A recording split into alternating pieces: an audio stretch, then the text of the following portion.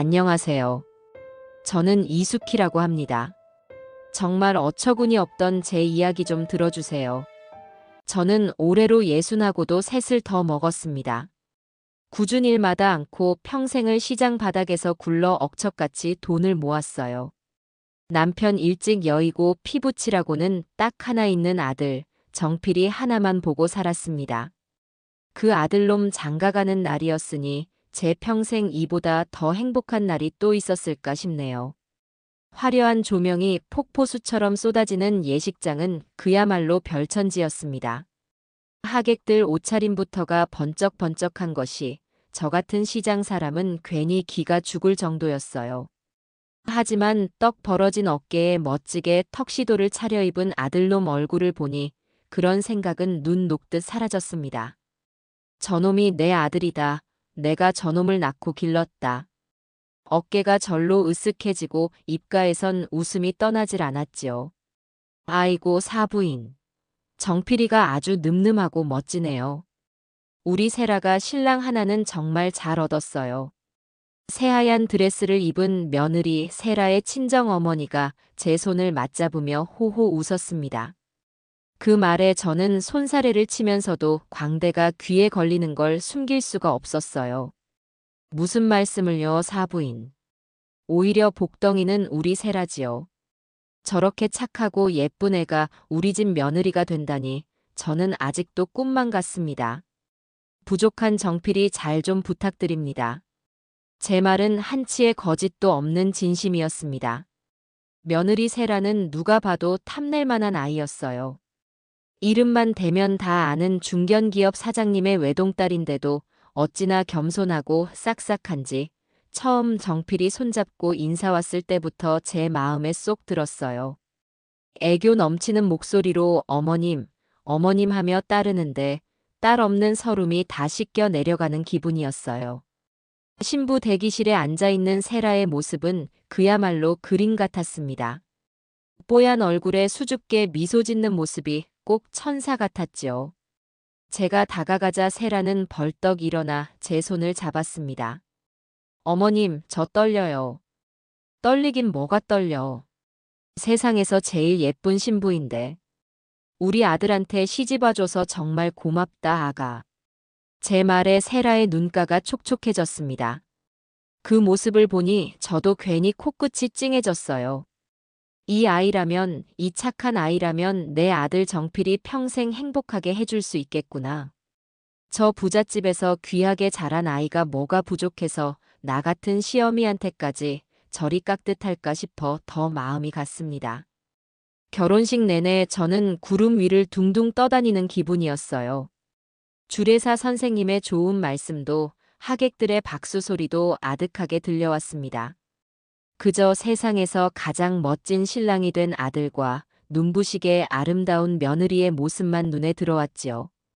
두 아이가 서로 반지를 끼워주고 입을 맞출 때는 저도 모르게 눈물이 왈칵 쏟아졌습니다.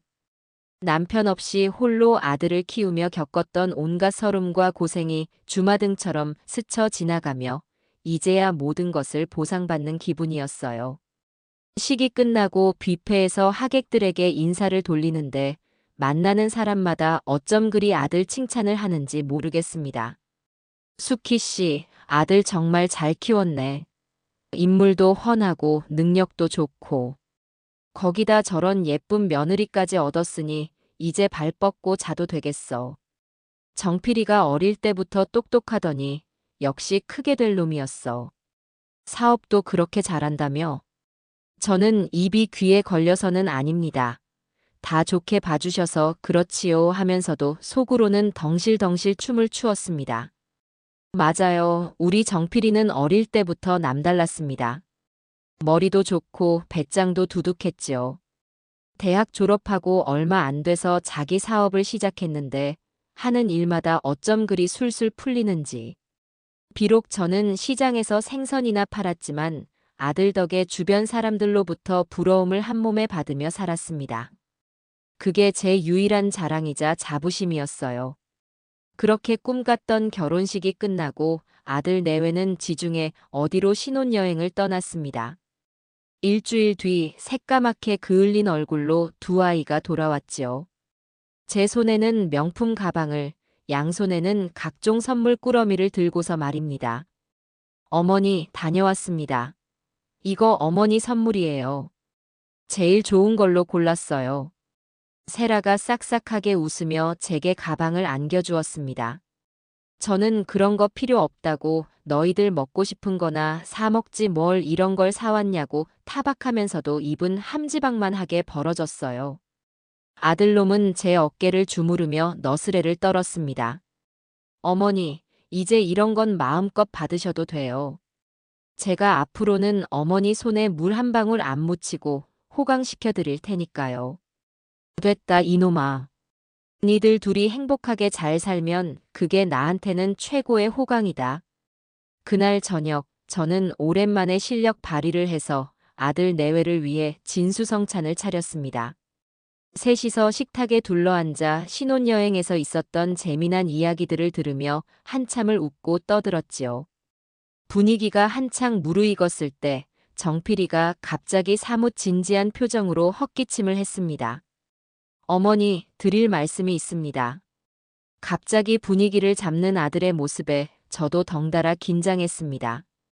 세라도 숟가락을 내려놓고 아들의 눈치를 살폈지요. 정필이는 서류 가방에서 두툼한 종이 뭉치를 꺼내 제 앞에 펼쳐 놓았습니다. 어머니, 이게 뭐냐면요. 제가 이번에 새로 추진하려는 사업 계획서입니다. 언뜻 보기에도 아주 근사해 보이는 서류였습니다. 빼곡한 글씨와 복잡한 그래프들이 가득했지만 정필이는 제가 알아듣기 쉽게 차근차근 설명하기 시작했어요. 요즘 아주 잘 나가는 사업인데 초기 자본이 많이 들어가는 게 흠이라고 했습니다. 그런데 마침 아주 좋은 기회가 왔다는 것이었어요. 세라 장인어른께서 제 능력을 아주 좋게 보시고 이번 사업에 거액을 투자하시기로 약속하셨습니다. 정말 다시 없을 기회예요. 그 말에 제 눈이 휘둥그레졌습니다. 사돈어른께서 투자를 하신다니 이보다 더 확실한 보증이 어디 있겠습니까? 정말이냐? 아이고, 사돈어른께서 뭘 믿고. 정말 감사한 일이구나. 그런데요, 어머니. 장인어른께서 한 가지 조건을 거셨어요. 저한테도 그에 상응하는 자본금을 보여달라고요. 그래야 더 큰 투자를 끌어올 수 있다고요.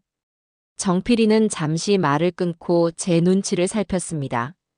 저는 아무것도 모른 채 고개를 끄덕였지요. 그래, 그건 당연한 말이지.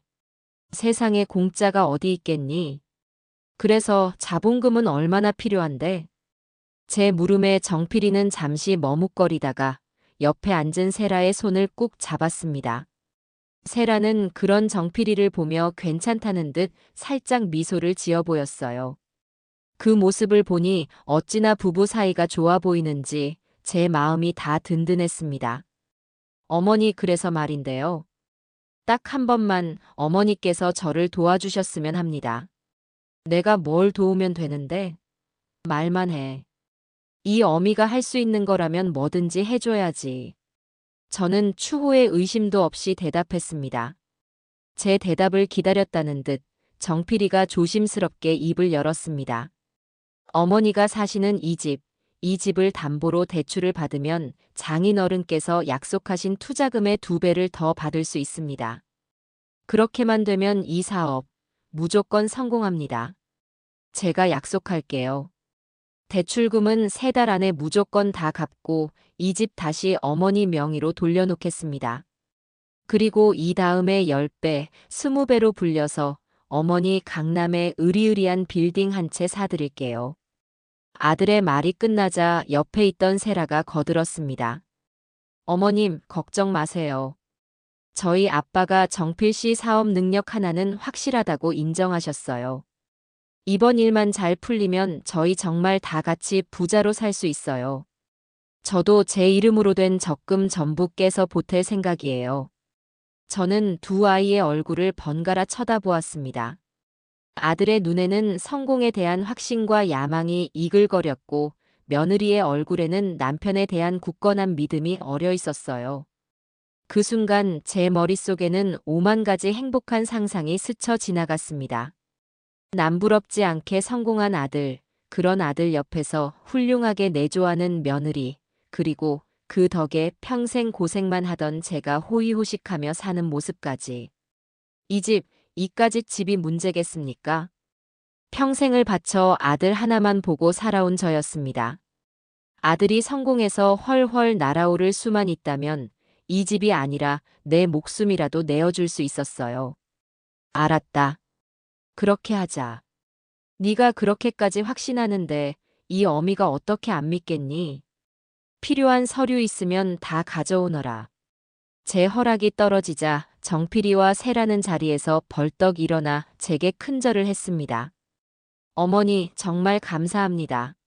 이 은혜 평생 잊지 않고 효도하며 살겠습니다. 어머님 정말 감사해요. 제가 정필 씨 옆에서 잘 내조해서 꼭 성공시키겠습니다. 두 아이의 얼굴에 활짝 핀 웃음꽃을 보니 제 마음도 덩달아 부자가 된 것 같았습니다. 그날 밤 저는 잠을 설쳤습니다. 아들이 사줄 강남의 빌딩을 생각해서가 아니었어요. 드디어 내 아들이 날개를 달고 하늘 높이 날아오를 수 있게 되었다는 생각에 가슴이 벅차서 잠을 이룰 수가 없었던 겁니다. 다음 날 정필이는 일사천리로 일을 진행했습니다. 은행에서 나왔다는 사람과 함께 집에 찾아와 서류 몇 장을 내밀었지요. 내용은 봐도 잘 몰랐지만 아들이 짚어주는 곳에 망설임 없이 도장을 찍었습니다. 제 평생의 피와 땀이 담긴 집문서와 인감증명서도 아들의 손에 쥐어주었지요. 아들은 서류를 받아들고는 제 손을 잡으며 말했습니다. 어머니, 이제 정말 다 됐어요. 대출금만 나오면 돼요. 조금만 기다리세요. 제가 어머니 세상에서 제일 행복한 사람으로 만들어 드릴게요. 저는 그런 아들의 등이 닳도록 두드려주며 힘내라고, 걱정 말고 앞만 보고 달려가라고 말해주었습니다.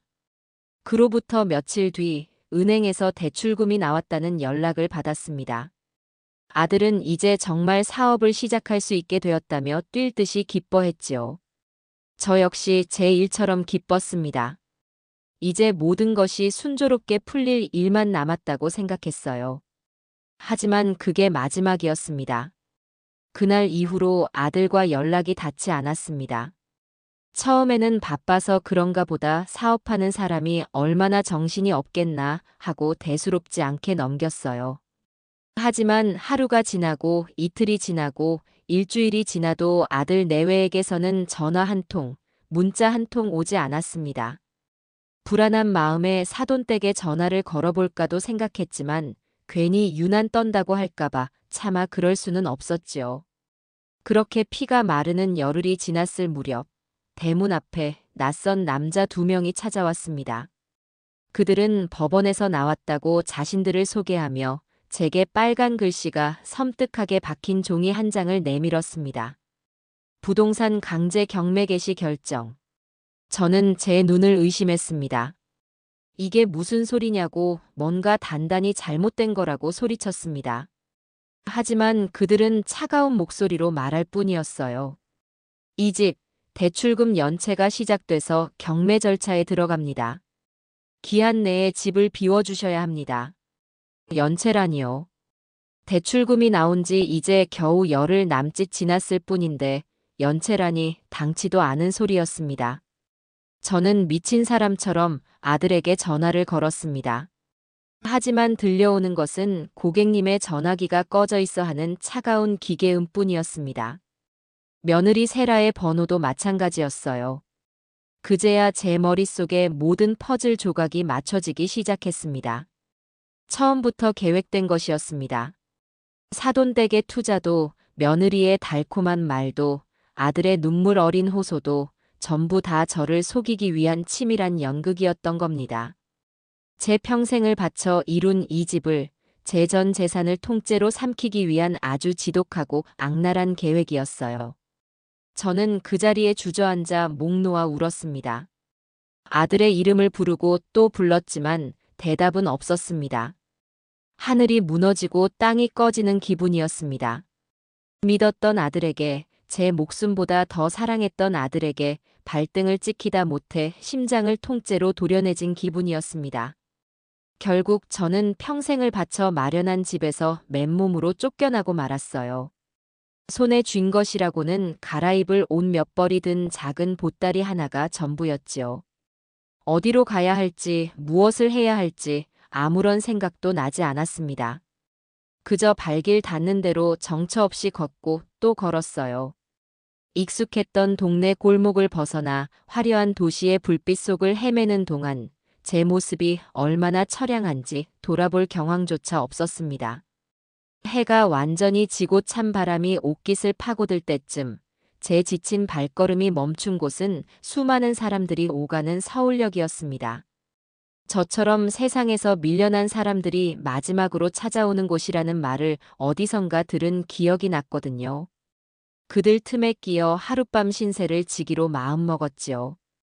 밤이 되자 역사는 더욱 스산해졌습니다. 제 옆으로 저마다의 사연을 품은 사람들이 하나둘 자리를 잡고 눕기 시작했어요. 찬 바람이 뼛속까지 스며드는 겨울밤, 저는 서울역 지하도 차가운 시멘트 바닥에 웅크리고 있었어요. 덮고 있는 것이라고는 낮에 주운 신문지 몇 장과 얇은 겉옷 하나가 전부였지요. 등 뒤로는 쉴 새 없이 오가는 사람들의 발소리가 울렸고 코끝에서는 정체를 알 수 없는 지린내와 퀴퀴한 먼지 냄새가 진동했습니다. 불과 얼마 전까지만 해도 따뜻한 아랫목에 누워 텔레비전을 보던 제 모습이 아득한 옛날 일처럼 느껴졌어요. 막상 자리에 누우니 온갖 생각들이 파도처럼 밀려와 잠을 이룰 수가 없었지요. 정필아, 이 어미가 지금 어디에 누워 있는지 너는 알기나 할까? 아들놈 얼굴이 떠오르자 심장이 다시금 갈기갈기 찢어지는 것 같았어요. 금지옥이업, 눈에 넣어도 아프지 않을 내 새끼였습니다. 시장에서 손님들과 푼돈 때문에 멱살잡이를 하다가도 집에 와서 아들 얼굴만 보면 모든 시름이 눈 녹듯 사라지곤 했지요. 그런 놈이었습니다. 그런 놈이 제 등에 칼을 꽂고 제 평생을 송두리째 뽑아가버렸습니다. 서러움에 눈물이 왈칵 쏟아졌어요. 소리내어 울고 싶었지만 주변의 시선이 두려워 입술을 깨물고 눈물을 삼켰습니다. 여기서 울고 주저앉으면 그놈들만 좋아할 뿐입니다. 아니, 절대 그렇게 둘 수 없어요. 저는 신문지 밑으로 차갑게 식은 제 손을 꾹 움켜쥐었습니다. 손톱이 손바닥을 파고드는 아픔보다 더 지독한 분노가 제 온몸을 휘감았지요. 그래, 이수키. 정신 차려라. 여기서 죽으란 법은 없어. 반드시 살아남아야 해. 살아남아서 그놈들 앞에 당당히 서야지. 내가 너희들 때문에 이렇게 비참하게 살았다고 내 모든 것을 돌려내라고 소리쳐야지. 도끼가 온몸에 퍼지자 추위도 배고픔도 잠시 잊을 수 있었어요. 저는 눈을 감고 앞으로 어떻게 살아남아야 할지를 생각하기 시작했습니다. 가진 것이라고는 몸뚱이 하나와 주머니 속에 몇천 원이 전부. 당장 내일 아침부터가 문제였습니다. 그렇게 뜬 눈으로 밤을 지새우고 희미하게 동이 터올 무렵 저는 자리에서 일어났습니다. 밤사이 제 옆자리에서 코를 골며 자던 남자가 저를 위아래로 훑어보며 말을 걸었어요. 아줌마, 여기서 처음 보는 얼굴인데. 어쩌다 이리로 왔어? 경계심에 찬 눈으로 그를 쳐다보자 남자는 허허 웃으며 제게 작은 빵 하나를 내밀었습니다. 너무 팍팍하게 굴지 말고. 이거라도 먹고 기운 차려. 여기서 살아남으려면 일단 속부터 든든해야 하는 법이야. 저는 잠시 망설이다가 빵을 받아들었어요. 그리고 꾸벅 고개를 숙였지요. 세상은 아직 완전히 끝나지 않았구나 하는 작은 희망이 보였습니다. 그날 아침 저는 그 남자를 따라 무료 급식소가 어디에 있는지, 폐지는 어디에 가면 많이 주울 수 있는지, 노숙인들을 위한 쉼터는 언제 문을 여는지 등 이곳의 생존 법칙들을 하나씩 배워나갔어요. 첫 며칠은 그야말로 지옥 같았습니다. 평생을 깨끗하게 살아온 제게는 모든 것이 고역이었어요. 제대로 씻지도 못해 몸에서는 냄새가 났고 딱딱한 바닥에서 잠을 자니 온몸이 쑤시지 않는 곳이 없었습니다. 무엇보다 견디기 힘든 것은 사람들의 시선이었지요. 벌레 보듯 쳐다보는 눈길, 대놓고 코를 막으며 지나가는 사람들. 그럴 때마다 얼굴이 화끈거리고 심장이 오그라드는 것 같았지만 저는 이를 악물고 참았어요. 지금 제게는 자존심보다 생존이 먼저였습니다. 폐지를 줍는 일도 생각처럼 쉽지 않았어요. 구역마다 이미 자리를 잡고 있는 텃세가 대단했지요. 한 번은 제가 먼저 발견한 박스 더미에 손을 댔다가 어디선가 나타난 덩치 큰 여자에게 머리채를 잡힐 뻔했습니다. 이 아줌마가 미쳤나? 여기가 어디라고 남의 구역에 손을 대. 저는 기죽지 않고 여자를 똑바로 쳐다보며 말했어요. 여기에 당신 이름이라도 써붙여놨소. 먼저 보는 사람이 임자지 무슨 구역 타령이야. 제 당당한 태도에 여자는 잠시 주춤했지만 이내 다시 소리를 질렀습니다. 하지만 저는 물러서지 않았어요. 시장 바닥에서 잔뼈가 굵은 저였습니다. 웬만한 기싸움에는 눈 하나 깜짝할 사람이 아니었지요. 한참을 쏘아붙이자 여자는 결국 재수 없는 아줌마네 하고 욕을 하며 돌아섰습니다. 그날 이후로 아무도 제 구역을 함부로 넘보지 못했어요. 그렇게 하루하루를 전쟁처럼 살았습니다. 낮에는 허리가 끊어져라 폐지를 주워 고물상에 팔고 그 돈으로 저녁에 뜨끈한 국밥 한 그릇 사 먹는 것이 제 유일한 낙이었습니다. 밤에는 다시 차가운 지하도로 돌아와 새우잠을 잤지요. 몸은 고되고 힘들었지만 정신만은 날카롭게 벼려지고 있었어요. 저는 틈만 나면 아들놈과 며느리에 대한 생각을 했습니다. 그놈들은 지금 어디서 무엇을 하고 있을까? 내 돈으로 분명 떵떵거리며 잘 살고 있겠지. 그 상상만 하면 피가 거꾸로 솟는 것 같았어요. 복수, 오직 그 생각만이 저를 버티게 하는 힘이었습니다. 그러기 위해서는 돈이 필요했어요. 폐지를 주워 파는 푼돈으로는 어림도 없었지요.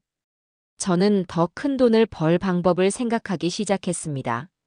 서울역 광장은 저 같은 사람들뿐만 아니라 온갖 사연을 가진 사람들이 모여드는 곳이었습니다. 그곳은 거대한 정보 시장과도 같았어요. 누구를 찾는다, 무슨 일이 있다더라 하는 이야기들이 쉴 새 없이 오고 갔습니다. 저는 제가 번 돈을 쪼개 다른 노숙인들에게 밥이나 담배를 사주며 환심을 샀어요.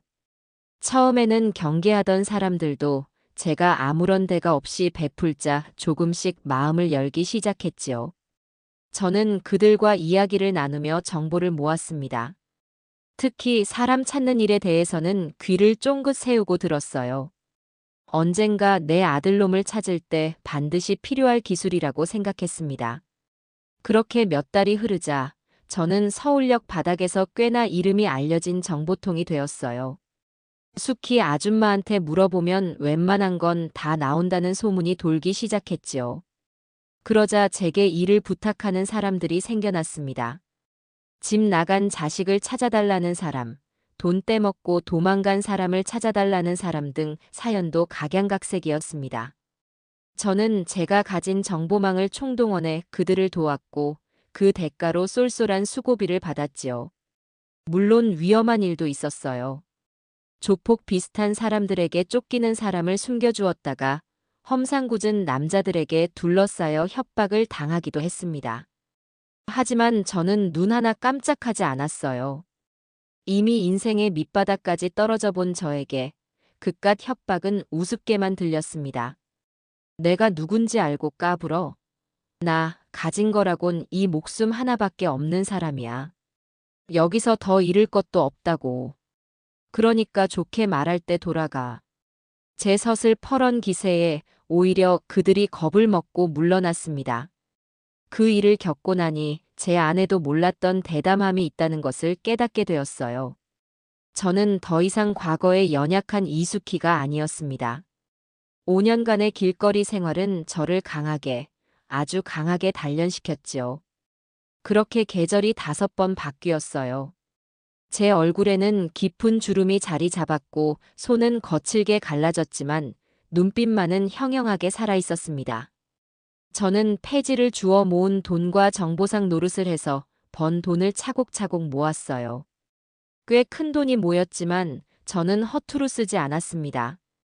이 돈은 제 복수를 위한 총알이 될 것이었습니다. 그러던 어느 날이었어요. 그날도 저는 여느 때처럼 폐지가 가득 담긴 리어카를 끌고 강남의 부촌을 돌고 있었습니다. 그 동네는 부자들이 사는 곳이라 쓸만한 물건들이 많이 나왔거든요. 한 고급 백화점 앞에 리어카를 세워두고 잠시 숨을 돌리는데 생마이너스 하는 소리와 함께 검은색 고급 외제차 한 대가 제 옆을 스치듯 지나갔습니다. 차가 지나가며 웅덩이에 고여있던 흙탕물을 고스란히 제게 뒤집어 씌웠지요. 아이, 운전을 어떻게 하는 거야? 저도 모르게 욕설이 튀어나왔어요. 그런데 그 순간 차의 뒷좌석 창문이 스르륵 내려왔습니다. 저는 따지려고 차 쪽으로 다가갔다가 그 자리에 얼어붙고 말았어요. 차 안에 앉아있는 사람, 그토록 찾던 내 아들, 김정필이었습니다. 5년의 세월이 흘렀지만 한눈에 알아볼 수 있었어요. 값비싼 양복에 머리는 기름을 발라 반듯하게 넘긴 모습. 제 기억 속의 아들보다 더 번지르르하고 더 여유로워 보였습니다. 그리고 그의 팔짱을 끼고 있는 젊고 아름다운 여자. 며느리 세라가 아니었습니다. 처음 보는 여자였어요. 두 사람은 뭐가 그리 즐거운지 환하게 웃으며 이야기를 나누고 있었지요.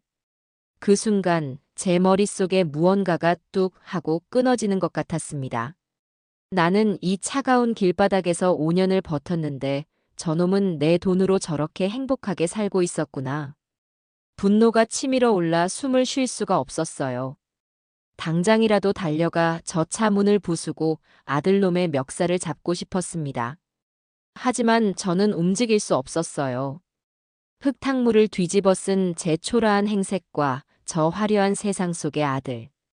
그 엄청난 간극이 보이지 않는 벽처럼 저를 가로막고 있었습니다. 정필이는 저를 보지 못했어요. 그의 눈에는 길가의 더러운 노숙인 따위는 보이지도 않는다는 듯 차는 부드럽게 백화점 주차장으로 사라졌습니다. 저는 그 자리에 한참이나 못 박힌 듯 서 있었어요. 온몸이 부들부들 떨렸습니다. 분노 때문인지 아니면 5년 만에 본 아들에 대한 미련 때문인지 알 수 없었습니다. 하지만 한 가지는 확실했어요. 드디어 때가 왔다는 것. 이제 더 이상 숨어 지내지 않을 겁니다. 내 아들놈의 숨통을 끊어놓기 위한 복수의 칼날을 이제 갈고 닦을 시간이 온 것입니다. 아들을 목격한 그날 이후 제 삶의 목표는 더욱 명확해졌어요. 이전까지가 그저 살아남기 위한 버티기였다면 이제부터는 복수를 위한 본격적인 전쟁 준비였습니다. 하지만 어떻게 그놈에게 접근해야 할지 막막했지요. 그렇게 며칠 동안 그놈의 회사 주변만 맴돌며 기회를 엿보고 있었습니다. 그날도 저는 늘 머무는 지하도 한쪽 구석에 쪼그려 앉아 있었습니다. 그때 제 앞에 누군가 다가와 서는 그림자가 느껴졌어요. 고개를 들자 저는 제 눈을 의심했습니다. 잔뜩 겁에 질린 얼굴, 금방이라도 울음이 터질 듯한 눈. 5년 전 제 아들놈과 함께 제 인생을 송두리째 앗아갔던 며느리 박세라였습니다. 5년의 세월은 그녀에게도 많은 것을 앗아간 모양이었어요. 결혼식 날에 화사하고 당당했던 모습은 온데간데 없고 값싸 보이는 옷차림에 화장기 없는 얼굴은 푸석하기 짝이 없었습니다. 하지만 제 눈에는 그 모습조차 가증스러워 보였지요. 저것도 분명 무슨 꿍꿍이가 있어서 나를 찾아왔을 겁니다. 누구신데 남 쉬는 거 구경하고 서 있소? 저는 일부러 퉁명스럽게 쏘아붙였어요. 제 목소리를 들은 세라의 어깨가 움찔 떨렸습니다. 그녀는 주변을 불안하게 살피더니 제 앞에 조심스럽게 무릎을 꿇었습니다. 어머님, 저 세라예요. 어머님? 누가 너 같은 거한테 어머님 소리를 듣는단 말이냐? 당장 그 더러운 입에서 내 이름 치워. 저는 버럭 소리를 질렀어요. 제 안에서 5년간 묵혀두었던 분노가 폭발했습니다. 네가 어떻게 나를 찾아와? 내 꼴이 이 모양 이 꼴인데 구경하러 왔니?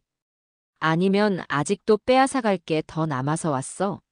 니들 부부가 합심해서 내 인생을 통째로 망가뜨려 놓고 이제 와서 무슨 낯짝으로 내 앞에 나타나. 제 고함에 세라는 고개를 푹 숙인 채 아무 말도 하지 못했어요. 그저 어깨를 들썩이며 소리 없이 울기만 할 뿐이었지요. 그 눈물조차 제게는 악어의 눈물처럼 보였습니다. 쇼하지 말고 당장 일어나서 꺼져. 다시는 내 눈앞에 나타나지 마. 저는 자리에서 일어나 그대로 가려 했어요. 그런데 세라가 다급하게 제 바짓가랑이를 붙잡았습니다. 어머님, 제발 제 얘기 한 번만 들어주세요. 5분, 아니 1분만이라도요. 제발요. 애원하는 목소리가 너무나도 절박해서 저도 모르게 발걸음을 멈추었습니다. 저는 뿌리치려다 말고 차가운 눈으로 그녀를 내려다보았지요. 무슨 얘기를 하겠다는 건데.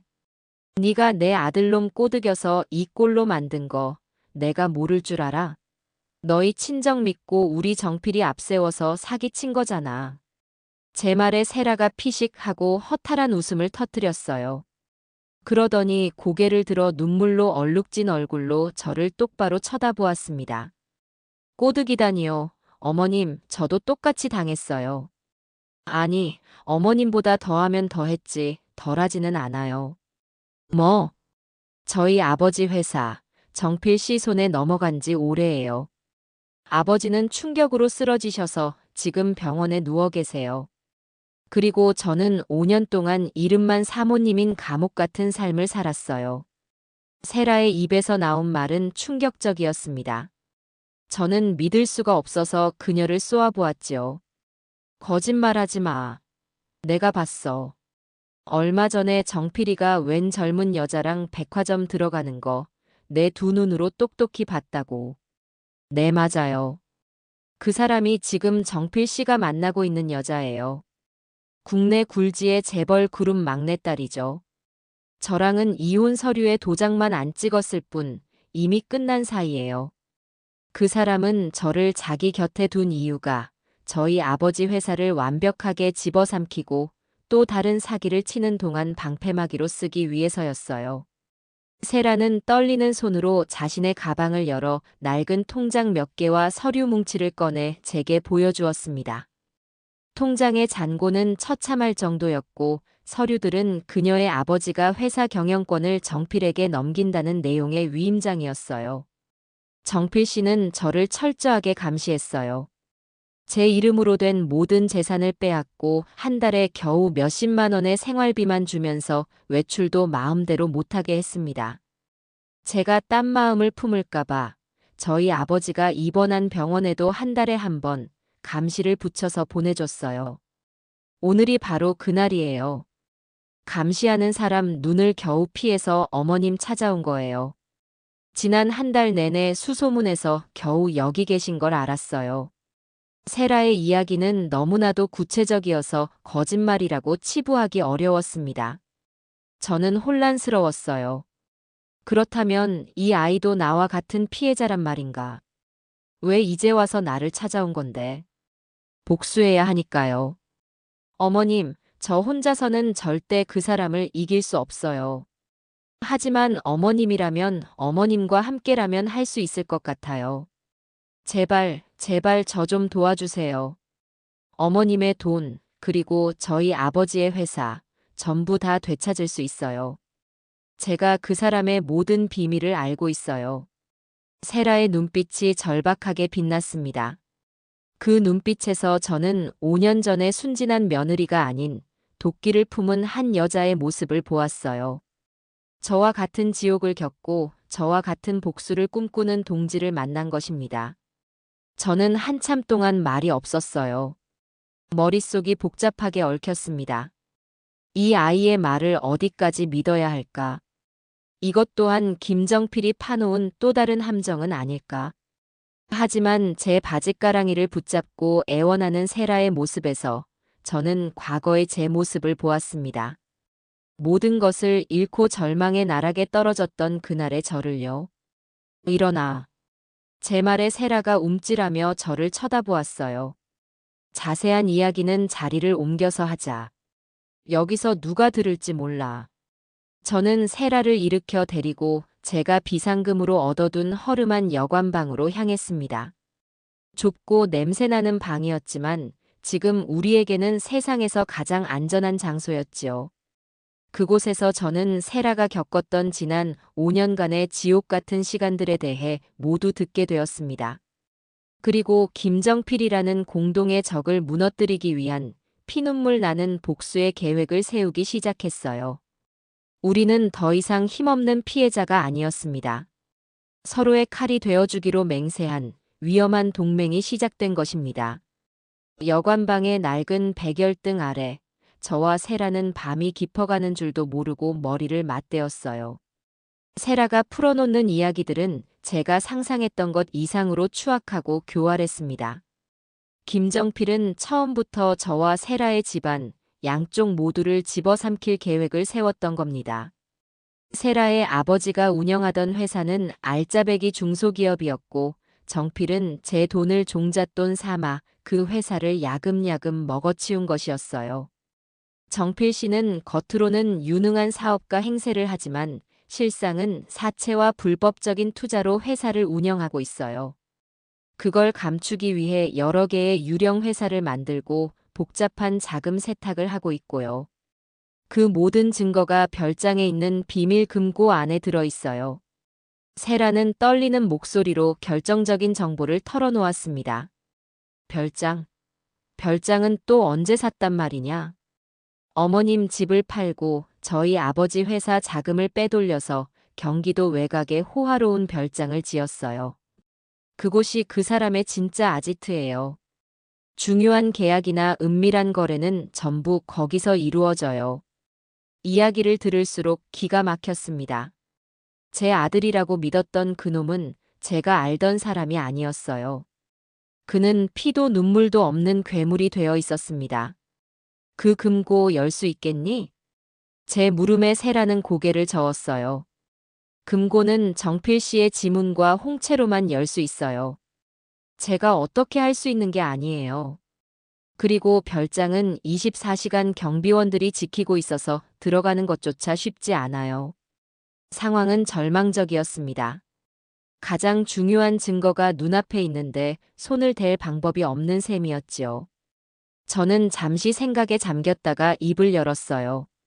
내부에서 문을 열어줄 사람이 필요하겠구나. 네. 내부 사람이라니요? 그놈 곁에 분명 신복이 있을 게다. 그놈의 모든 비밀을 알고 그놈을 위해서라면 무슨 짓이든 하는 그런 놈 말이야. 제 말에 세라의 얼굴이 하얗게 질렸어요. 최 실장님 말씀이세요? 안 돼요, 어머님. 그분은 정필 씨의 오른팔이에요. 절대 우리 편이 되어주지 않을 거예요. 세상에 절대라는 건 없단다. 모든 사람은 약점을 가지고 있기 마련이지. 그 최 실장이라는 사람, 어떤 사람이냐? 아는 대로 다 말해봐라. 세라는 잠시 망설이다가 최 실장에 대해 아는 것들을 쏟아내기 시작했어요. 그는 정필이 사업을 처음 시작할 때부터 함께한 창립 멤버였고 정필의 모든 더러운 일을 처리해주는 해결사 같은 존재라고 했습니다. 정필의 신임이 아주 두터워서 별장 출입도 자유로운 유일한 사람이었지요. 그래, 바로 그놈이다. 그놈을 우리 편으로 만들어야 해. 하지만 어떻게? 그건 내가 알아서 할 테니 너는 그 최 실장이라는 사람의 뒷조사나 해보거라. 가족은 있는지, 돈 문제는 없는지, 혹시 다른 꿍꿍이는 없는지. 아주 사소한 거라도 좋으니 전부 알아내야 한다. 저는 세라에게 임무를 주었어요. 그리고 저는 제 나름대로 움직이기 시작했지요. 5년간 서울역 바닥에서 다져놓은 저의 정보망을 총동원할 때가 온 것입니다. 저는 제가 아는 정보상들에게 최 실장의 사진을 돌리며 그의 뒷조사를 의뢰했어요. 며칠 뒤 놀라운 정보들이 제 손안으로 들어오기 시작했습니다. 최 실장에게는 아픈 아내가 있었어요. 희귀병을 앓고 있어서 매달 엄청난 병원비가 들어간다고 했어요. 그는 아내의 병원비를 대기 위해 정필의 밑에서 꾸준히 일을 마다하지 않았지만 정필이 주는 월급만으로는 턱없이 부족했던 모양입니다. 결국 그는 회사 공금에 손을 대기 시작했고 그 사실을 정필에게 들켜 약점을 잡힌 채 노예처럼 일하고 있다는 것이었어요. 찾았다. 저도 모르게 무릎을 쳤어요. 이것이야말로 하늘이 주신 기회였습니다. 저는 곧바로 최 실장에게 접근할 계획을 세웠습니다. 며칠을 잠복한 끝에 저는 그가 퇴근 후 아내가 입원한 병원으로 향하는 것을 확인했어요. 저는 병원 앞에서 그를 기다렸습니다. 저를 발견한 최 실장은 누구냐는 듯 경계의 눈빛을 보냈지요. 최 실장님 맞으시죠? 드릴 말씀이 있어서 왔습니다. 누구신데 저를? 저는 김정필 사장의 어미 되는 사람입니다. 제 말에 최 실장의 얼굴이 사색이 되었어요. 저는 그를 병원 근처의 한적한 셔터 내린 가게 앞으로 데려갔습니다. 자네 사정 다 알고 찾아왔네. 아픈 아내 병원비 때문에 공금에 손 뗀 것까지. 최 실장은 아무 말도 하지 못하고 입술만 파르르 떨었어요. 저는 그의 어깨를 툭 치며 말했습니다. 선택은 두 가지야. 이대로 김정필 밑에서 평생 개처럼 살다가 아내 병원비도 못 대고 감옥에 가든지. 아니면 나와 손을 잡고 새 인생을 살든지. 무슨 말씀이신지. 내가 자네 아내 병원비 평생 대줄 수 있네. 그리고 자네가 횡령한 돈 내가 다 메꿔주지. 대신 나를 좀 도와줘야겠어. 저는 최 실장에게 거부할 수 없는 제안을 했어요. 그는 한참을 망설였습니다. 김정필을 배신하는 것에 대한 두려움과 아내를 살릴 수 있다는 희망 사이에서 갈등하는 것이 눈에 보였지요. 김정필 사장, 곧 끝날 사람이야. 내가 그렇게 만들 거거든. 자네까지 그 배에 타고 있다가 같이 침몰할 텐가? 아니면 지금이라도 내 배로 갈아탈 텐가? 시간은 많이 주지 않겠네. 내일까지 결정해서 연락 줘. 저는 그에게 몰래 준비한 대포폰 번호를 건네고 돌아섰어요. 그날 밤 저는 초조하게 연락을 기다렸습니다. 만약 최 실장이 이 사실을 정필에게 알린다면 모든 계획은 수포로 돌아가고 저와 세라의 목숨까지 위험해질 수 있었지요. 하지만 저에게는 그를 믿는 수밖에 없었습니다.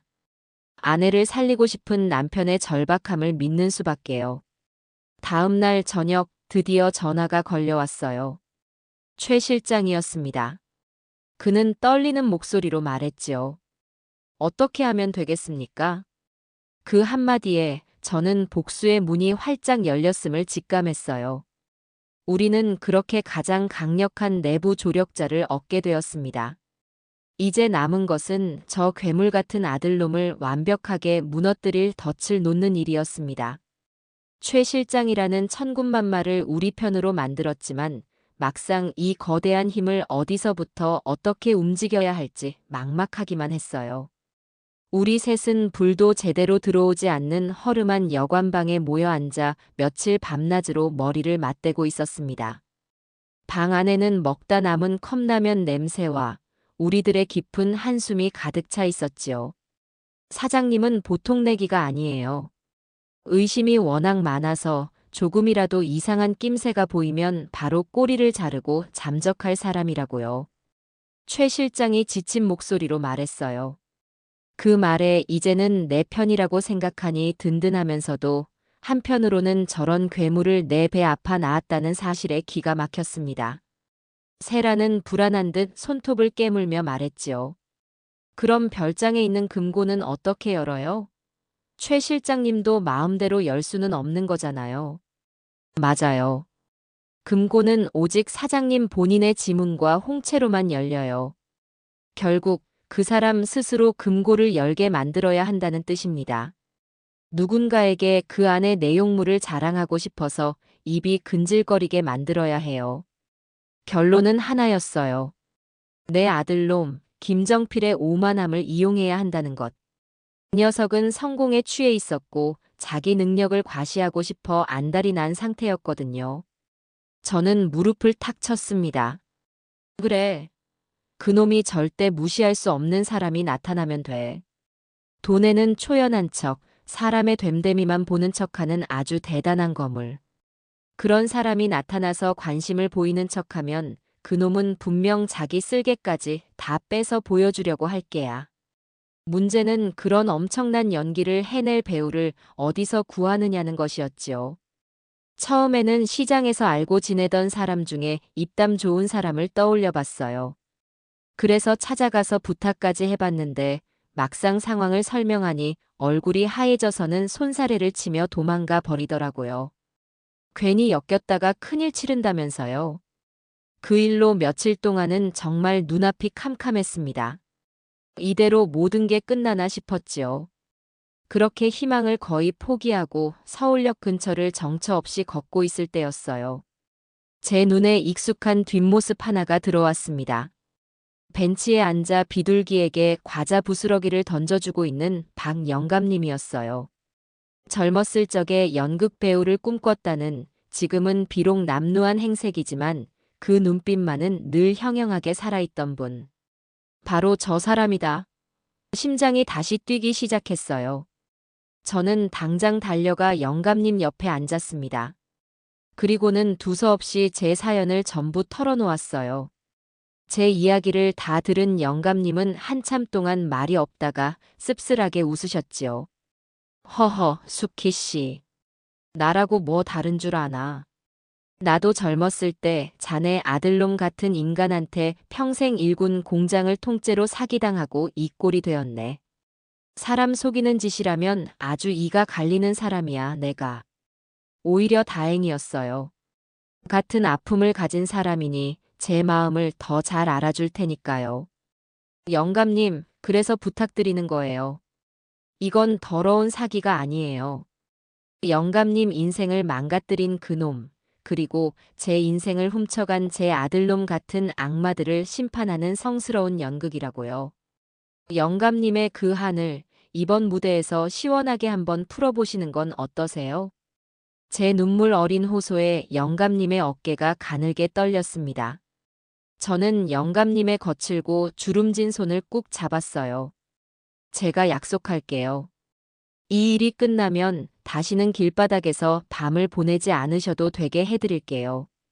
작더라도 비바람 피하고 따뜻하게 몸 누일 방 한 칸, 제가 꼭 마련해 드리겠습니다. 영감님은 제 손을 뿌리치지 않았어요. 한참을 하늘만 쳐다보던 영감님은 이내 결심한 듯 고개를 끄덕였습니다. 좋네. 이 늙은이 죽기 전에 마지막으로 무대에 한번 서보지. 내 인생을 망친 그놈에게 보내는 진혼곡이라 생각하고 아주 멋지게 연기 한번 해보겠네. 그렇게 제 복수극의 가장 중요한 주연 배우가 결정되었습니다. 그날부터 보잘것없는 노숙인 박영감을 교포 사회의 거물 체어맨 박으로 바꾸기 위한 대장정이 시작되었어요. 우선 저는 최 실장을 통해 빼낸 돈으로 머리부터 발끝까지 바꿨습니다. 고급 호텔 이발소에서 머리를 하고 백화점 명품관에서 신중하게 옷을 골랐지요. 처음에는 어색해하며 몸을 사리던 영감님도 최고급 원단으로 만든 양복을 입고 거울 앞에 서자 언제 그랬냐는 듯 허리를 꼿꼿이 폈습니다. 수십 년의 세월 속에 묻혀있던 사업가의 기품이 저절로 흘러나왔어요. 외모만 바꾼다고 끝이 아니었지요. 우리는 여관방에 모여 밤새도록 체어맨 박이라는 인물에게 살을 붙였습니다. 하버드 경제학 석사 출신의 월스트리트에서 시작해 지금은 홍콩과 싱가포르에 거점을 둔 비밀스러운 투자계의 큰손. 이런 식으로 아무리 뒷조사를 해도 실체가 잡히지 않는 신비로운 인물로 만들어냈어요. 최 실장은 정필이 쓸만한 전문 용어들을 정리해 주었고 박 영감님은 스펀지처럼 그 모든 것을 흡수했습니다. 낮에는 도서관에 가서 경제신문을 정독하고 밤에는 우리 앞에서 실전처럼 리허설을 반복했어요. 그 열정은 젊은 사람 못지않았습니다. 모든 준비가 끝나고 드디어 세라가 집으로 돌아가 첫 번째 미끼를 던졌어요. 일부러 시든 꽃처럼 기운 없는 얼굴로 저녁 식사를 하는 정필에게 툭 던지듯 말했지요. 오늘 아버지 병원에 갔다가 병원장님이 그러시더라고요. 미국에서 체어맨 박이라는 분이 오셨는데 한국의 젊은 기업에 투자하려고 사람을 찾고 있대요. 워낙 괴짜라 돈이 아무리 많아도 사람이 별로면 거들떠도 안 본다고. 당신 같은 사람은 아마 문전박대당할 거라고 비웃으시던데요. 세라의 연기는 정말 신의 한 수였어요. 그냥 정보를 주는 게 아니라 정필의 자존심을 교묘하게 긁어버린 겁니다. 아니나 다를까 문전박대라는 말에 정필의 눈썹이 꿈틀거렸어요. 뭐, 그 병원장이 뭘 안다고 그런 소리를 해? 그 체어맨 박이라는 사람, 어떤 사람인데? 저야 알아요? 그냥 듣기로는 눈빛만 봐도 그 사람의 그릇을 다 꿰뚫어 본대요. 어설픈 거짓말이나 허세는 그분 앞에서는 쪽도 못 쓴다고 하더라고요. 그날 이후 정필은 체어맨 박에게 완전히 사로잡혔습니다. 하지만 아무리 뒷조사를 해도 나오는 게 없으니 더욱 안달이 났지요. 마침내 최 실장의 주선으로 두 사람의 첫 만남이 성사되었어요. 장소는 최고급 호텔의 스카이라운지였습니다.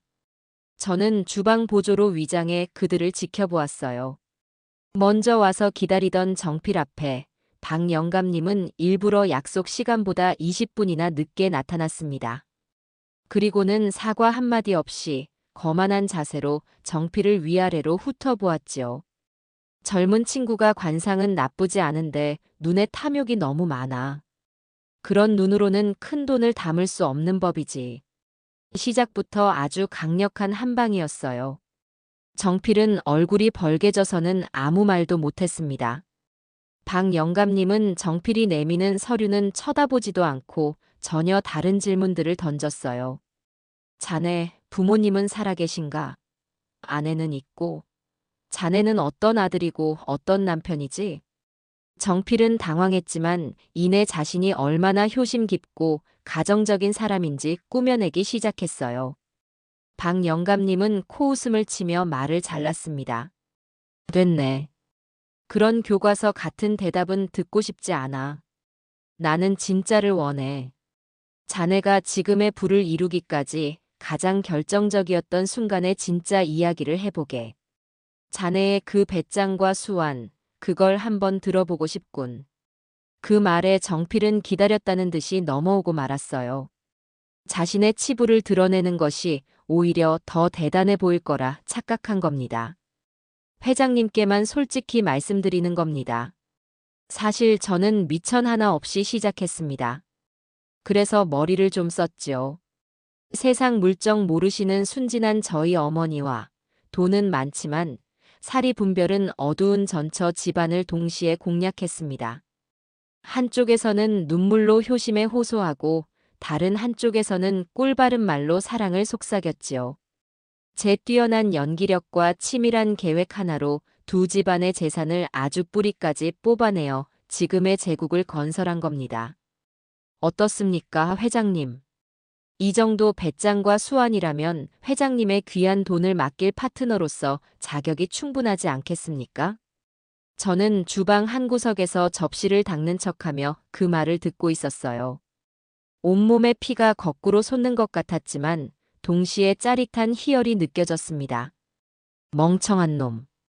그 오만하고 끔찍한 고백이 제 목을 조를 밧줄이 되리라는 것은 꿈에도 모르고 있었겠지요. 박 영감님의 넥타이핀에서는 그 모든 증거가 붉은 빛을 깜빡이며 차곡차곡 기록되고 있었습니다. 첫 만남 이후 정필은 완전히 미끼를 물었어요. 박 회장님이라는 거대한 산을 넘어야만 자신이 한 단계 더 성장할 수 있다고 굳게 믿게 된 겁니다. 하지만 저는 박 회장님을 통해 계속해서 아직 부족하다는 신호만 보냈어요. 정필이 보내는 값비싼 선물은 정중히 돌려보냈고 만나자는 연락은 바쁘다는 핑계로 몇 번이나 거절했지요. 그렇게 일주일 정도 애를 태우자 정필은 거의 미치기 일보 직전이었습니다. 최 실장을 통해 전해 듣는 그의 모습은 그야말로 가관이었어요.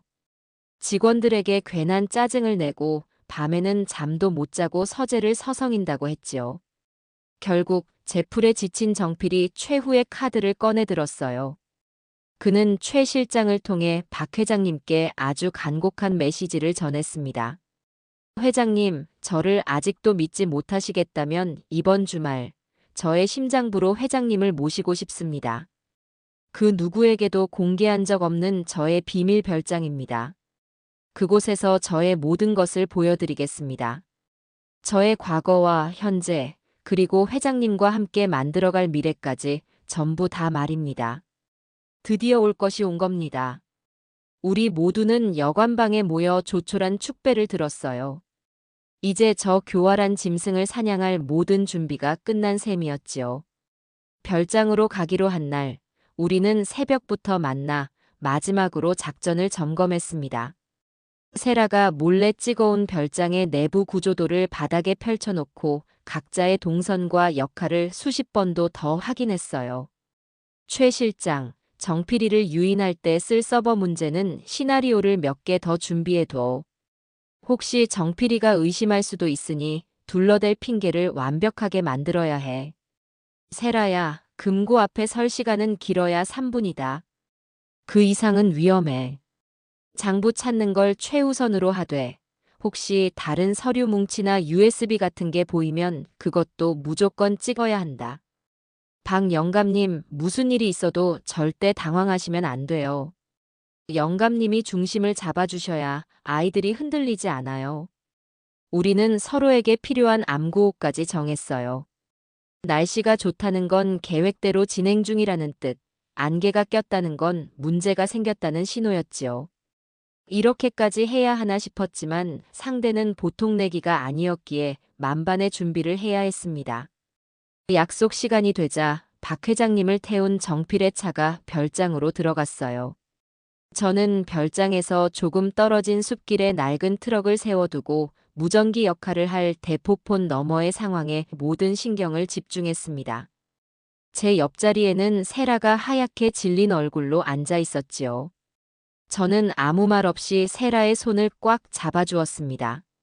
잠시 후 최 실장의 목소리가 들려왔어요. 지금 서재로 들어갔습니다. 날씨가 좋습니다. 작전 시작합니다. 그때부터는 정말 1분 1초가 전쟁 같았어요. 정필은 박 회장님 앞에서 자신의 능력을 과시하느라 정신이 없었습니다. 금고를 열어 온갖 서류들을 보여주며 허세를 떨었지요. 박 회장님은 노련하게 맞장구를 쳐주며 시간을 끌었습니다. 그렇게 20분쯤 지났을 때 최 실장이 움직였어요. 그는 미리 약속된 대로 자신의 휴대폰으로 전화를 걸었습니다. 상대는 물론 제가 고용한 바람잡이였지요. 사장님, 정말 큰일 났습니다. 지금 홍콩 지점에서 문제가 생겼습니다. 계약서에 사인을 위조한 정황이 발견되어 당장 화상회의를 연결해야 한다고 합니다. 상대 쪽에서 지금 당장 사장님 얼굴을 보지 않으면 국제소송으로 가겠다고 난리입니다. 국제소송이라는 말에 정필은 자리를 박차고 일어났어요. 뭐라고? 그게 갑자기 무슨 소리야? 지금 이 중요한 시점에. 최 실장은 거의 우는 소리로 연기했어요. 제가 어떻게든 막아보려 했는데 막무가내입니다, 사장님. 지금 당장 별채에 있는 화상회의실로 가셔야 합니다. 정필은 어쩔 수 없이 박 회장님에게 양해를 구하고는 최 실장과 함께 허둥지둥 서재를 나섰습니다. 저는 트럭 안에서 세라에게 눈짓을 보냈어요. 지금이야. 뛰어가. 세라는 고개를 끄덕이고는 차에서 내려 어둠을 틈타 별장 뒤편으로 달려갔어요. 최 실장이 미리 열어둔 쪽문으로 잠입한 세라는 고양이처럼 소리 없이 서재로 향했습니다. 다행히 정필은 정신이 없었던 나머지 금고 문을 잠그는 것을 잊은 상태였지요.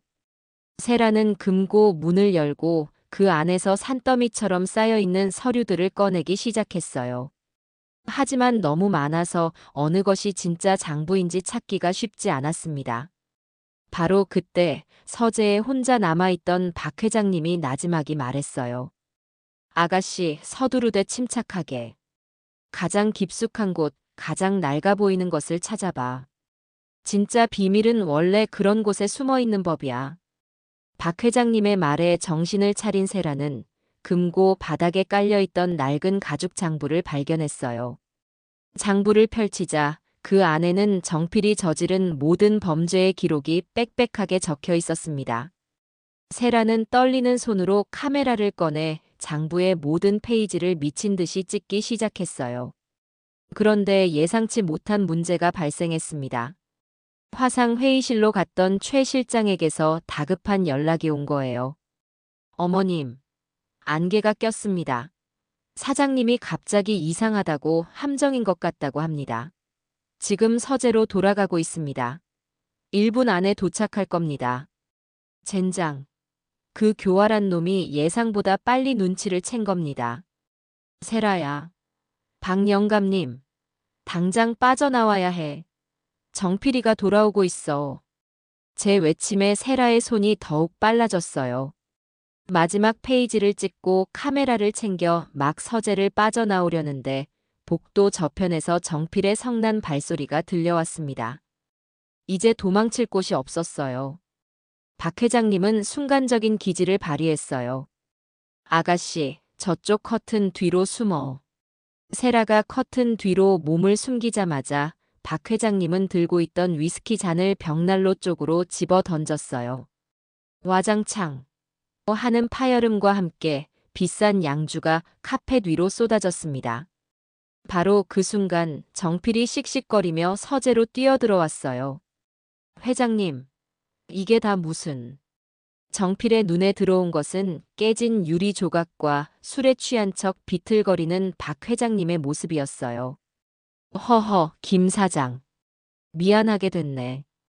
혼자서 기다리려니 심심해서 한잔했는데 내가 그만 실수를 했구먼. 이거 아주 비싼 술 같은데 어쩌지? 정필은 잠시 박 회장님을 의심의 눈초리로 쳐다보았지만 술에 취해 혀가 꼬인 박 회장님의 완벽한 연기에 속아 넘어가는 듯 했어요. 그 사이 세라는 커튼 뒤에서 숨을 죽인 채 열려있던 작은 창문 틈으로 조심스럽게 몸을 빼내고 있었습니다. 정필이 잠시 한눈을 파는 사이 세라는 마침내 별장을 빠져나와 제 트럭이 있는 곳으로 달려왔어요. 헐떡이며 차에 올라탄 세라의 손에는 결정적인 증거가 담긴 카메라가 들려 있었지요. 가요, 어머님. 저는 차가 부서져라 엑셀을 밟았어요. 그날 밤 우리는 모든 것을 손에 넣었습니다. 이제 남은 것은 저 악마에게 지옥을 선물하는 일뿐이었습니다. 모든 증거를 손에 넣은 우리는 모든 것을 끝장낼 마지막 무대를 준비했어요. 바로 정필과 재벌 그룹 막내딸의 약혼식이었습니다. 그놈의 인생이 가장 빛나는 그 순간, 가장 깊고 어두운 나락으로 떨어뜨려야 제 마음이 시원할 것 같았거든요. 약혼식 전날 밤, 저와 세라는 여관방에서 랩톱 컴퓨터로 카메라에 담긴 증거들을 확인했어요. 화면 가득한 숫자와 계약서들을 보니 지난 5년간의 세월이 주마등처럼 스쳐 지나갔습니다. 세라는 제 어깨에 기대어 조용히 눈물을 흘렸어요. 저 역시 눈시울이 뜨거워졌지만 울지 않았습니다. 내일 이 모든 것을 끝내고 나서 실컷 울 생각이었지요. 우리는 아무 말 없이 서로의 손을 꼭 잡아주었습니다. 그것만으로도 충분했어요. 약혼식 날, 저와 세라는 미리 구해둔 호텔 직원 유니폼을 입고 거대한 연회장에 잠입했어요. 화려한 샹들리에 아래 수백 명의 사람들이 샴페인을 들고 웃고 떠들고 있었지요. 저는 음료를 나르는 척하며 연회장을 둘러보았습니다. 저기엔 정필에게 돈을 대준 사채업자도 보였고 저쪽엔 그의 사기 행각에 동참한 공범들도 보였어요. 모두가 한껏 차려입고 성공을 자축하는 모습이 역겨워서 구역질이 날 지경이었습니다. 최 실장은 정필의 바로 옆에서 그를 보좌하며 마지막 임무를 수행할 준비를 하고 있었어요. 우리의 계획은 약혼식의 하이라이트인 축하 영상을 우리가 편집한 진실의 영상으로 바꿔치기 하는 것이었습니다. 최 실장은 정필의 신임을 이용해 방송실에 접근했고 우리가 미리 돈으로 매수해둔 직원과 함께 순식간에 영상 파일을 바꿔치기 하는데 성공했지요. 잠시 후 화려한 조명이 무대를 비추고 세상 가장 행복한 표정의 정필과 그의 약혼녀가 등장했어요. 정필은 마이크를 잡고 그 특유의 번지르르한 목소리로 연설을 시작했습니다. 존경하는 내빈 여러분, 그리고 저를 이 자리까지 이끌어주신 장인, 장모님. 진심으로 감사합니다. 비록 저는 가진 것 하나 없는 흙수저로 태어났지만 저의 성실함과 노력 하나만을 믿고 여기까지 달려왔습니다. 그 역겨운 위선을 듣고 있자니 속이 울렁거렸어요. 연설이 끝나고 사회자는 사람들의 이목을 무대 뒤편의 대형 스크린으로 집중시켰습니다. 자, 그럼 두 사람의 아름다운 사랑 이야기를 영상으로 함께 만나보시겠습니다. 연회장의 모든 조명이 꺼지고 스크린이 환하게 빛났어요. 하지만 화면에 나타난 것은 낭만적인 음악도 두 사람의 행복한 사진도 아니었습니다. 어둡고 음침한 호텔 라운드에서 정필이 거만하게 다리를 꼬고 앉아있는 모습이었지요. 이어서 그의 목소리가 연회장 전체에 쩌렁쩌렁 울려 퍼졌습니다. 저희 어머니와 전처 집안을 아주 뿌리까지 탈탈 털어서 지금의 제국을 건설한 겁니다. 이 정도 배짱과 수완이라면 회장님 사업 파트너가 될 자격이 충분하지 않겠습니까? 장내는 순식간에 얼어붙었어요. 사람들은 스크린과 무대 위의 정필을 번갈아 쳐다보며 수군거리기 시작했지요. 정필은 얼굴이 새하얗게 질려서는 스크린을 향해 소리쳤습니다. 꺼. 저 영상 당장 꺼. 뭐야 이거. 누가 이따위 짓을 한 거야. 하지만 영상은 멈추지 않았어요. 화면은 곧 별장 금고에서 찍은 이중 장부와 비밀 계약서들로 바뀌었습니다. 수백억 대의 탈세와 횡령의 증거들이 적나라하게 화면을 채웠지요. 하객들의 수군거림은 이제 경악과 분노의 외침으로 변해가고 있었어요. 약혼녀의 아버지, 그러니까 그 재벌 그룹 회장의 얼굴은 이미 숫덩이처럼 새까맣게 변해 있었습니다. 그리고 마침내 허름한 여관방을 배경으로 한 저와 세라의 모습이 나타났어요. 저는 눈물을 흘리며 그러나 단호한 목소리로 외쳤습니다. 저 사람이 바로 제 아들 김정필입니다. 어미의 전 재산을 빼앗고 지난 5년간 저를 이 차가운 길바닥에서 살게 한 파렴치한 놈입니다. 여러분, 저 악마의 가면 뒤에 숨겨진 진짜 얼굴을 보십시오. 이어서 세라가 원망과 슬픔이 뒤섞인 목소리로 말했어요. 저는 저 사람의 아내였던 박세라입니다. 저 역시 저희 아버지의 회사와 제 모든 것을 빼앗기고 5년간 감옥보다 못한 삶을 살았습니다. 저 사람은 사랑과 가족의 이름을 팔아 자신의 욕심을 채우는 기생충 같은 인간입니다. 부디 저 악마를 심판해 주십시오. 영상이 끝나자 연 회장은 그야말로 아수라장이 되었습니다. 약혼녀는 으악 하는 비명을 지르며 그 자리에 실신했고 그녀의 아버지는 무대 위로 뛰어 올라가 정필의 뺨을 후려쳤어요. 이런 천하의 사기꾼 자식이 감히 내 딸과 우리 집안을 능멸해. 곳곳에서 투자자들이 내 돈 내놔. 라고 소리치며 무대로 달려들었고 기자들은 그 모든 장면을 놓치지 않으려는 듯 미친 듯이 카메라 플래시를 터뜨렸습니다. 정필은 그 한복판에서 아닙니다. 조작입니다. 이건 음모예요. 라고 외치며 발버둥 쳤지만 그의 말을 믿는 사람은 아무도 없었지요. 바로 그때였어요. 연 회장 문이 활짝 열리며 제복을 입은 경찰들이 들이닥쳤습니다. 최 실장이 영상을 트는 것과 동시에 경찰에 모든 증거 자료를 넘긴 것이었어요. 김정필 씨, 특정 경제범죄 가중처벌 등에 관한 법률 위반, 사기 및 횡령 혐의로 당신을 긴급 체포합니다. 당신은 묵비권을 행사할 수 있으며 경찰들이 정필의 양팔을 잡고 수갑을 채웠습니다. 인생의 가장 빛나는 정점에서 가장 차가운 나락으로 떨어지는 순간이었어요. 그는 경찰들에게 끌려가며 연회장 뒤편에 서 있는 저를 발견하고는 절규하듯 외쳤습니다. 어머니, 잘못했어요. 어머니, 제발 한 번만. 저는 그를 차갑게 외면했어요. 제 옆에 선 세라는 흐느끼고 있었지만 그 눈물은 슬픔이 아닌 해방의 눈물이었어요. 5년간 우리를 짓눌렀던 지독한 악몽이 드디어 끝나는 순간이었습니다. 저는 세라의 어깨를 감싸 안고 저 악마가 끌려나가는 모습을 끝까지 지켜보았습니다. 그날 밤 호텔 연회장에서 벌어진 일은 순식간에 온 세상으로 퍼져나갔어요. 다음 날 아침 신문이고 방송이고 전부 김정필 그놈의 이야기로 도배가 되었지요. 천재 사업가의 두 얼굴, 어머니와 아내를 등친 페류나의 몰락. 아주 자극적인 제목들이 신문 일면을 가득 채웠습니다. 저는 5년 만에 처음으로 따뜻한 여관방 이불 속에서 그 기사들을 하나하나 읽어내렸어요. 속이 다 시원해서 밤새 한숨도 못 잤는데 조금도 피곤하지가 않더라고요. 약혼식장에서의 소동이 끝나고 저와 세라는 최 실장의 도움을 받아 조용히 그곳을 빠져나왔어요. 기자들이 구름대처럼 몰려들었지만 저희는 이미 그곳에 없었지요.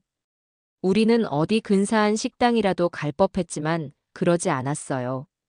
대신 허름한 시장 골목에 있는 24시간 해장국집으로 향했습니다.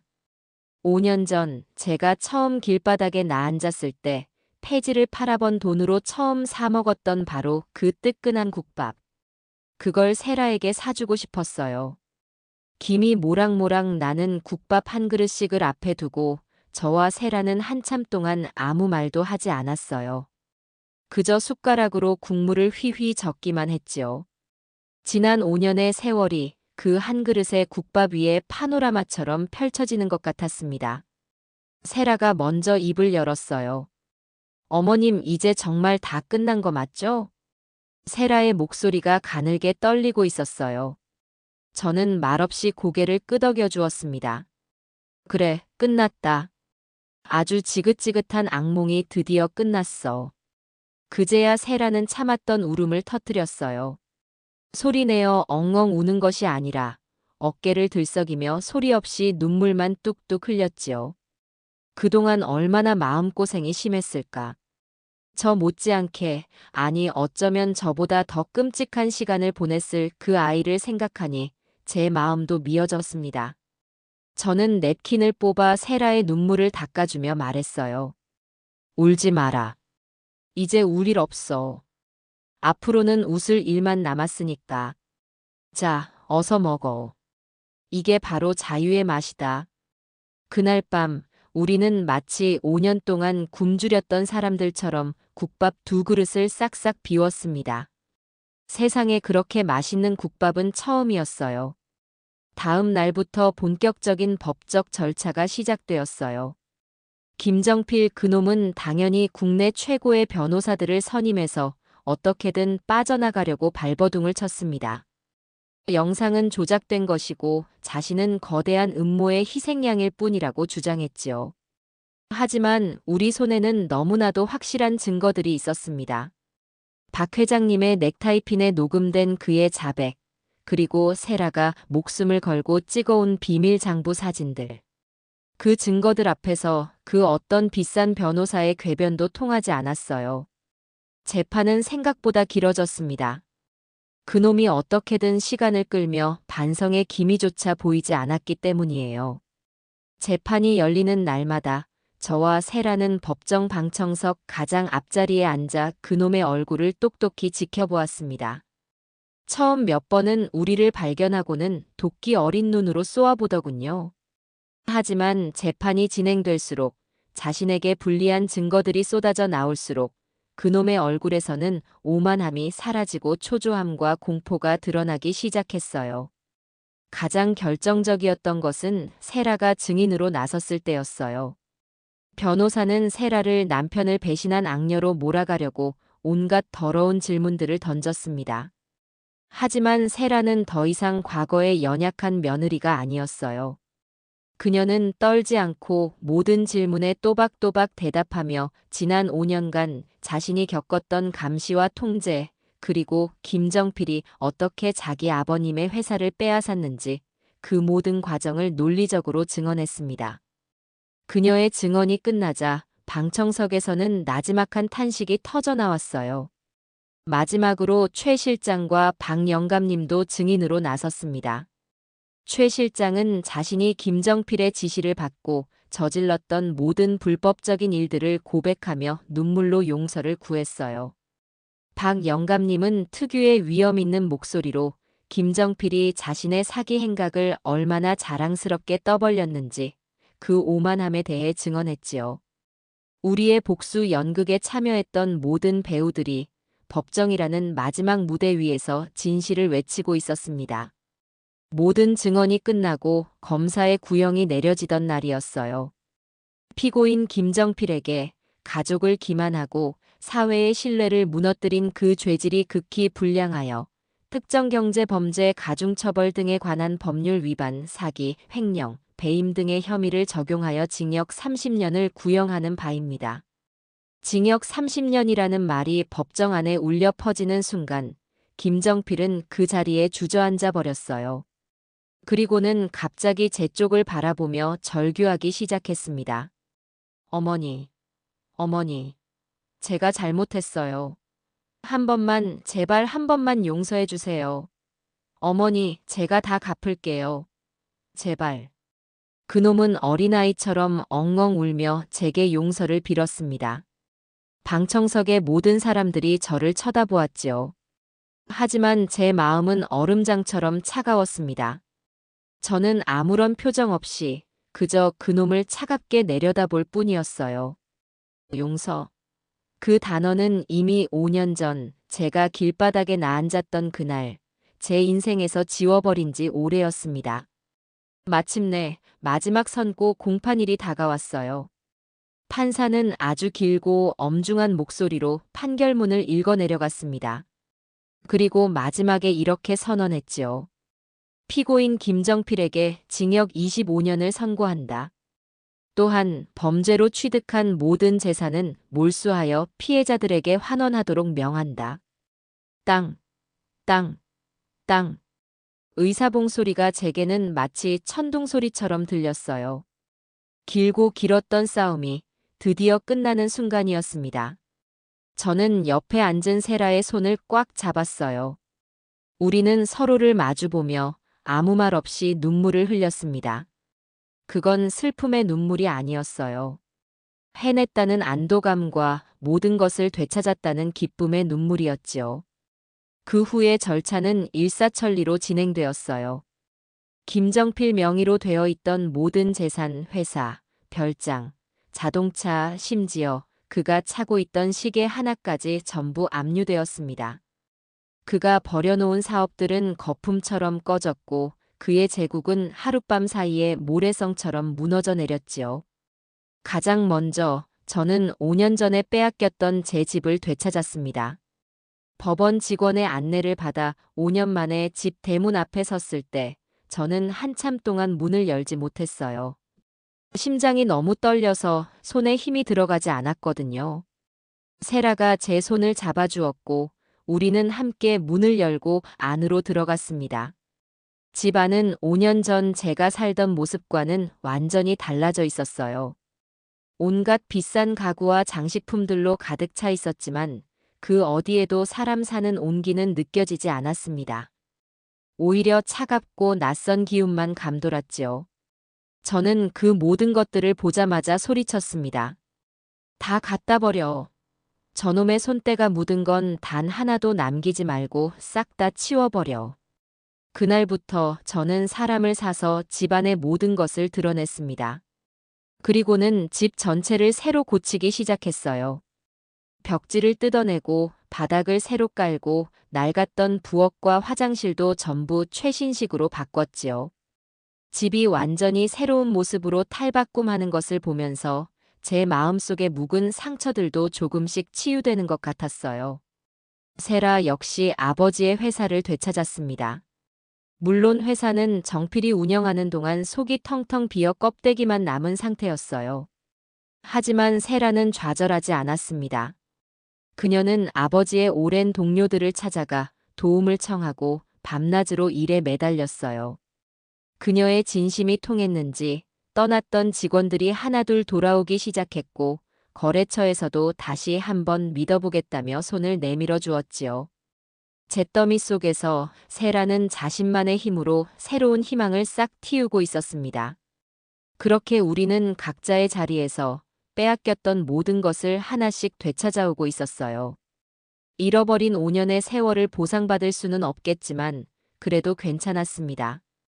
우리에게는 이제 새로운 미래를 만들어갈 시간과 희망이 있었으니까요. 김정필 그놈의 재판이 끝나고 모든 것이 제자리를 찾아가는 듯 했지만 제 마음 한구석에는 여전히 무거운 돌덩이 몇 개가 남아 있었어요. 바로 저를 도와준 고마운 사람들에 대한 마음의 빚이었지요. 복수가 끝났다고 해서 그분들의 고마움을 모른 척할 수는 없는 노릇이잖아요. 저는 이 빚을 갚기 전까지는 제게 진정한 평화는 오지 않을 거라 생각했어요. 가장 먼저 마음이 쓰인 사람은 역시 최 실장님이었습니다. 그는 재판이 끝나자마자 자신의 죄를 모두 인정하고 자수했어요.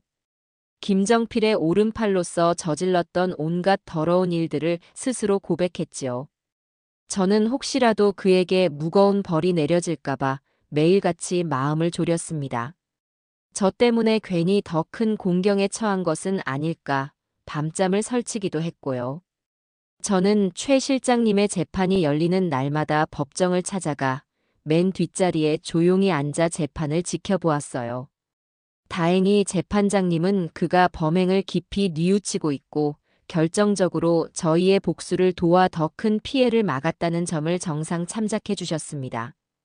마침내 그에게 집행유예라는 가벼운 처벌이 내려졌을 때 저는 저도 모르게 두 손을 모으고 감사 기도를 올렸습니다. 며칠 뒤 저는 약속대로 갓 만든 따끈한 두부를 사들고 그의 집을 찾아갔어요. 최 실장님은 이전보다 수척해진 얼굴로 저를 맞이했지요. 그는 제 얼굴을 보자마자 거실 바닥에 무릎을 꿇었습니다. 어머님, 제가 무슨 낯으로 어머님을 뵙겠습니까? 죽을 죄를 지었습니다. 저는 얼른 그를 일으켜 세웠어요. 아이고, 최 실장, 이게 무슨 짓이야? 얼른 일어나요. 지난 일은 다 잊어버려. 사람은 누구나 살면서 실수를 할 수 있는 법이야. 중요한 건 그걸 바로잡으려는 용기지. 최 실장은 아주 큰 용기를 냈어. 정말 고맙게 생각해요. 저는 그와 식탁에 마주 앉아 앞으로의 계획에 대해 이야기를 나누었습니다. 그리고는 조심스럽게 봉투 하나를 내밀었지요. 그 안에는 그의 아내가 남은 평생 동안 최고의 병원에서 치료를 받을 수 있도록 준비한 병원비와 생활비가 들어 있었어요. 이건 제가 받을 수 없습니다. 그가 극구 사양했지만 저는 단호하게 말했습니다. 아니, 받아야 해요. 이건 내가 최 실장에게 주는 돈이 아니야. 아픈 아내를 살리고 싶었던 한 남편의 절박한 마음에 보내는 작은 위로라고 생각해줘요.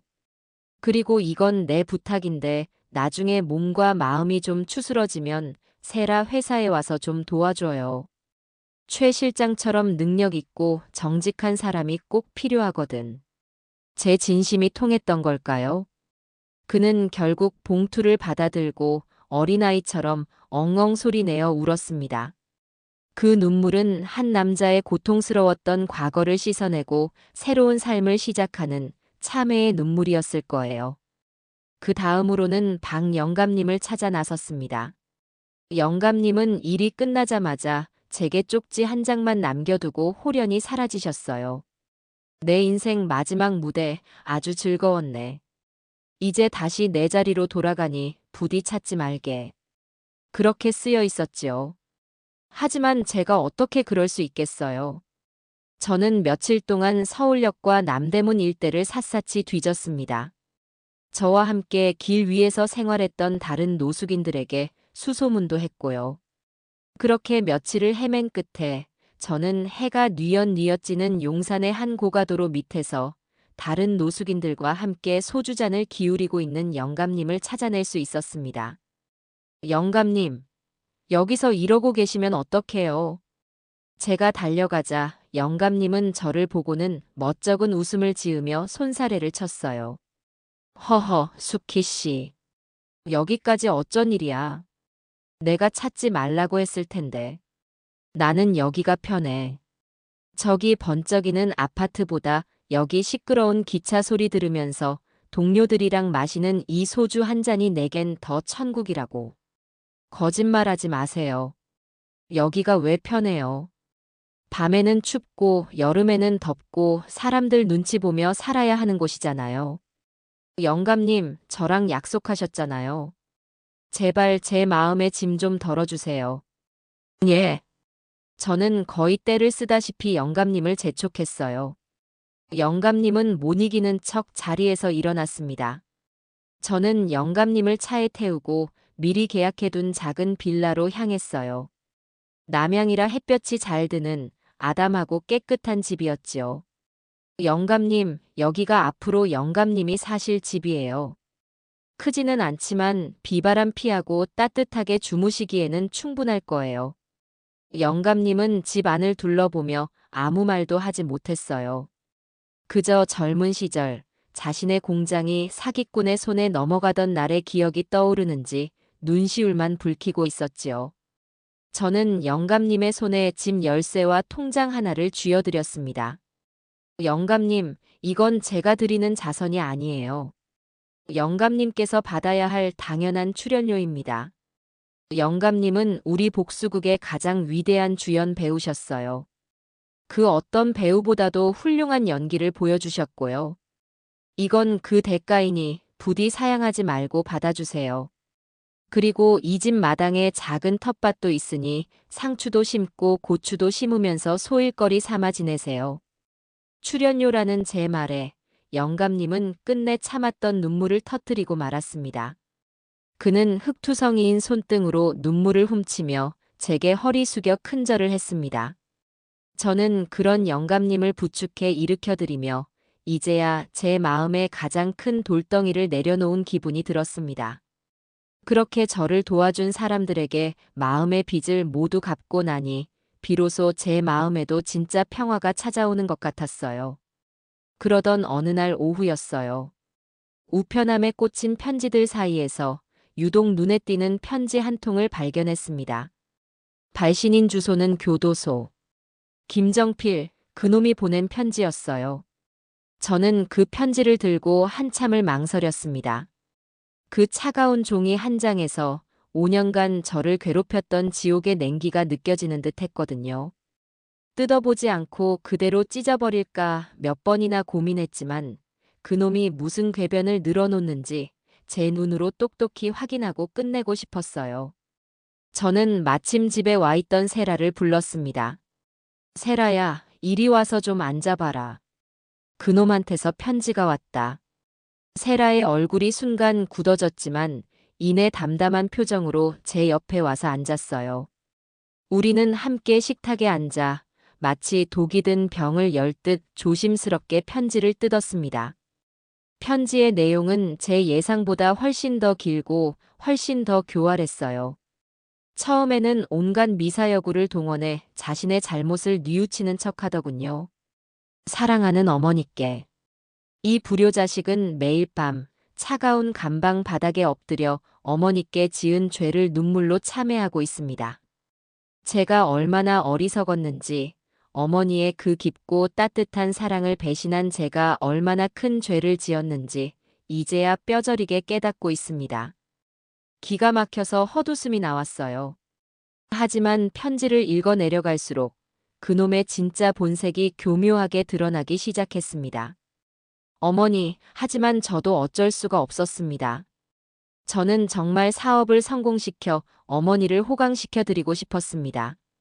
하지만 세상은 너무나도 냉혹했고 주변의 악마 같은 사람들이 저를 유혹하고 구렁텅이로 몰아넣었습니다. 제가 잠시 판단력이 흐려져 실수를 한 것은 맞지만 일이 이 지경까지 온 것은 제 잘못만은 아닙니다. 어머니, 부디 저의 이 아픈 마음을 조금이라도 헤아려 주십시오. 그리고 단 한 번만, 정말 단 한 번만 저를 면회와 주시면 안 될까요? 어린 시절, 제가 아플 때마다 어머니께서 제 손을 잡아주셨던 것처럼 지금 너무나도 아픈 제 손을 한 번만 잡아주세요. 어머니의 따뜻한 손을 잡고 다시 시작할 용기를 얻고 싶습니다. 저는 편지를 읽다가 더 이상 참지 못하고 소리내어 욕을 하고 말았어요. 이런 천하의 나쁜 놈을 봤나. 마지막까지 남 탓에 동정심 유발이라니. 세라가 분노로 떨리는 제 손을 잡아주었어요. 어머님, 흔들리시면 안 돼요. 저 사람은 변하지 않았어요. 저건 사과가 아니라 또 다른 형태의 기만이에요. 저는 그 편지를 들고 마당으로 나갔습니다. 그리고 작은 쇠 대야 위에서 라이터로 편지 끝에 불을 붙였어요. 편지는 순식간에 시커먼 재가 되어 타들어갔습니다. 저는 타오르는 불꽃을 보며 마치 그놈에게 말하듯 나지막이 의졸였어요. 그래, 정필아. 이게 내 대답이다. 너는 내 인생에서 이렇게 흔적도 없이 사라지는 거야. 저는 그 재를 땅에 묻고 물을 부어 흔적도 없이 만들어버렸습니다. 그리고는 집으로 돌아와 깨끗한 편지지 한 장을 꺼냈어요. 그리고 그 위에 제 인생의 마지막 힘을 다해 단호한 한 문장을 적었습니다. 내게 아들은 없다. 그러니 다시는 어미를 찾지 마라. 그 편지를 우체통에 넣고 돌아오는 길, 제 발걸음은 놀랍도록 가벼웠어요. 드디어 제 인생을 짓누르던 모든 굴레를 벗어던진 기분이었지요. 집으로 돌아오니 세라가 저를 위해 따뜻한 차를 끓여놓고 기다리고 있었어요. 그녀는 제게 작은 책자 하나를 내밀었습니다. 심리 상담사 자격증 과정 안내 책자였어요. 어머님, 저 그동안 곰곰이 생각해봤어요. 제가 앞으로 뭘 하면서 살아야 할지. 저는 저처럼 고통받는 사람들의 마음을 어루만져주는 일을 하고 싶어요. 제가 겪었던 그 지옥 같은 시간들이 다른 누군가에게는 희망이 될 수도 있을 것 같아요. 다시는 저나 어머님 같은 피해자가 나오지 않도록 제가 가진 힘을 쓰고 싶습니다. 세라의 눈은 그 어느 때보다도 단단하고 맑게 빛나고 있었어요. 저는 그런 세라를 꼭 안아주었습니다. 그래, 아주 잘 생각했다.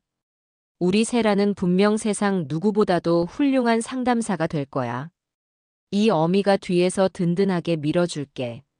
그날 밤, 우리는 더 이상 과거의 아픔을 이야기하지 않았어요. 대신 앞으로 우리가 만들어갈 새로운 미래에 대해 이야기했지요. 제가 되어 사라진 과거가 아니라 땅속에 새로 심은 씨앗에 대해 이야기했습니다.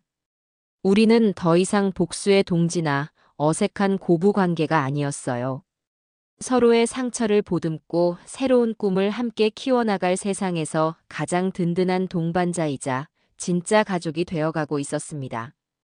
김정필 그놈이 제 인생에서 완전히 지워지고 나니 이상하게도 마음 한구석이 텅 비어버린 것 같았어요. 지난 5년간은 오로지 복수 하나만 보고 달려왔는데 막상 그 목표가 사라지고 나니 앞으로 뭘 해야 할지, 어떻게 살아야 할지 막막하더라고요.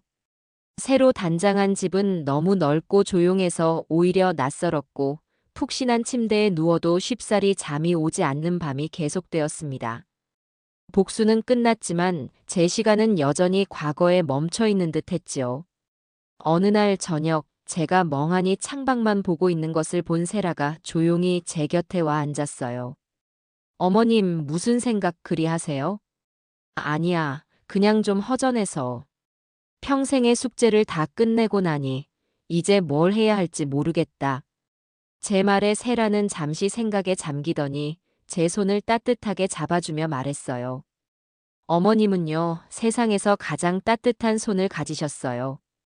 그리고 그 손으로 세상에서 가장 맛있는 밥을 지으실 수 있잖아요. 어머님의 그 힘으로 이제 다른 사람들을 한번 보듬어 안아주시는 건 어때요? 세라의 그 한마디가 제 안개를 걷어주었어요. 맞아요. 제게는 아직 따뜻한 손이 남아 있었습니다. 제가 길 위에서 가장 서러웠던 순간은 춥고 배고플 때 기댈 곳 하나 없다는 외로움이었어요. 그 외로움을 제가 직접 걷어주기로 마음먹었습니다. 세라야, 나 이곳에서 작은 밥집을 하나 열고 싶다. 밥집이요? 그래. 나처럼 세상에 상처받고 갈 곳 없는 사람들, 그런 사람들에게 돈 걱정 없이 와서 편안하게 밥 한 끼 먹고 갈 수 있는 그런 곳. 어떠냐? 제 말에 세라는 세상 가장 환한 미소를 지으며 제 손을 꽉 잡았어요. 어머님, 정말 좋은 생각이에요. 제가 뭐든지 도울게요. 그날부터 우리는 새로운 꿈을 꾸기 시작했어요. 저는 1층 거실과 안방을 터서 식당 공간을 만들기로 했습니다. 공사하는 동안 먼지가 풀풀 날리고 시끄러웠지만 제 마음은 오히려 하루하루 생기가 넘쳤어요. 텅 비어 있던 공간이 누군가를 위한 따뜻한 공간으로 다시 태어나는 것을 보는 일이 얼마나 기쁘던지요. 인테리어는 세라가 맡아서 화려하진 않지만 햇살이 잘 드는 따뜻한 원목 느낌으로 꾸며주었어요. 식당 이름은 민들레 식당이라고 지었습니다. 민들레 홀씨처럼 이곳을 거쳐간 사람들이 세상 곳곳으로 날아가 꿋꿋하게 뿌리내리고 살아가길 바라는 마음에서였지요. 주방 기구를 드리는 날에는 제가 직접 발품을 팔아 중고시장을 돌아다녔어요. 반짝이는 새 것보다 누군가의 손때가 묻은 낡은 그릇과 냄비들이 더 정겹게 느껴졌거든요. 커다란 솥을 걸고 처음으로 육수를 끓이던 날, 집 안가득 퍼지는 구수한 멸치 냄새에 저도 모르게 눈물이 핑 돌았습니다. 드디어 이 집이 원망과 복수의 공간이 아닌 사람 사는 냄새가 나는 진짜 내 집이 된 것 같았어요. 드디어 민들레 식당이 문을 여는 날이 밝았습니다. 메뉴는 딱 하나, 오늘의 백반이었어요. 제가 매일 아침 시장에 가서 가장 신선한 재료를 사다가 제 자식에게 먹인다는 마음으로 정성껏 만드는 가정식이었지요. 값은 딱 재료비만 받을 정도로 저렴하게 책정했고 그마저도 없는 분들은 그냥 와서 드시라고 문 앞에 작은 팻말을 걸어두었어요. 첫 손님이 누굴까 떨리는 마음으로 기다리고 있는데 식당 문이 조심스럽게 열렸어요. 놀랍게도 서울역에서 저에게 처음 빵을 건네주었던 그 아저씨와 폐지구역 때문에 저와 한바탕 싸웠던 그 여자, 그리고 얼굴이 익숙한 몇몇 분들이 어색한 표정으로 서 있었습니다. 제가 서울역에 있던 다른 사람들을 통해 일부러 개업 소식을 전했던 거지요. 아이고, 어서 와요. 다들 배고프지? 내가 오늘 첫 손님으로 오실 줄 알고 제일 좋은 재료로만 준비했지. 저는 활짝 웃으며 그들을 맞이했어요. 그들은 주뼛거리며 자리에 앉았고 저는 그들의 밥그릇에 고봉으로 밥을 담고 김치 가득 넣고 끓인 돼지고기 김치찌개를 뚝배기 가득 퍼주었습니다. 그들은 처음에는 제 눈치를 보며 쭈뼛거리더니 이내 허겁지겁 밥을 먹기 시작했어요. 밥 한 그릇을 뚝딱 비우고는 눈물을 글썽이며 제게 말하더군요. 아줌마 아니 사장님. 정말 맛있네요.